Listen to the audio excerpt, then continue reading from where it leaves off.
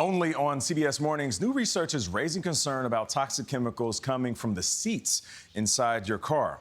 Now, here's the deal. Most seats are treated with flame-retardant chemicals because of a federal fire safety standard. There's a new study in the journal Environmental Science and Technology found those chemicals in the air inside cars, meaning you could be breathing them in. Our senior consumer investigative correspondent, Anna Warner, looks at the findings and what you can do to protect yourself and your family.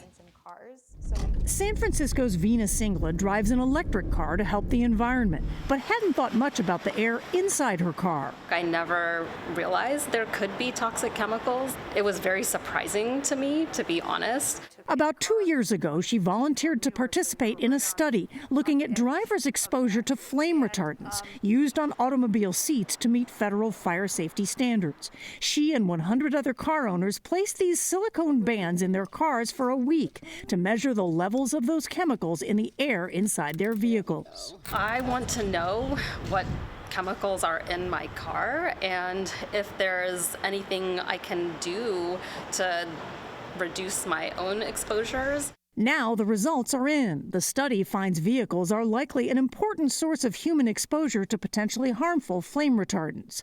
Those most likely to be exposed: commuters, full-time vehicle drivers, and children, who the study says would also be at risk of greater exposure than adults for equivalent commuting times. The Green Science Policy Institute's Lydia Yall is one of the study's authors. Does that mean that when you get in your car, you are going to be breathing these chemicals? It does mean you'll be breathing the chemicals. And they found levels of some of those chemicals were 2 to 5 times higher in summer as compared to winter. In hotter temperatures, the chemicals are able to be released from the car materials more easily.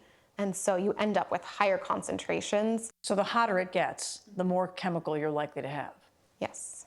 Researchers can't say precisely what the health effects might be from breathing in those flame retardants, but they note that a 2023 U.S. National Toxicology report found evidence of carcinogenic activity in rats and mice for the most frequently found chemical.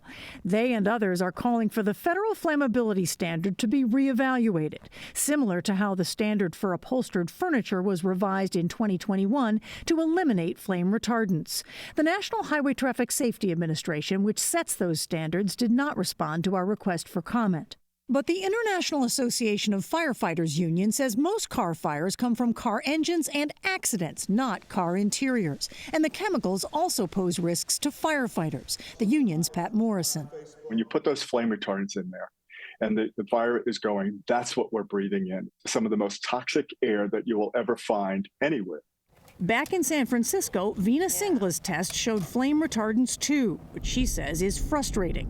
We've made great strides in making our cars safer, over the decades. I just think we can do better and actually have healthier, safer cars. In the meantime, the researchers recommend when you first get in your car, roll down the windows and let the air out. For CBS Mornings, I'm Anna Warner in San Francisco. We should mention the researchers detected flame retardants inside all of the 101 cars tested, but the study did not look at specific makes or models. A group representing automakers did not comment on the study, but did say car makers include approved flame retardants in vehicles to meet the government's required flammability standards.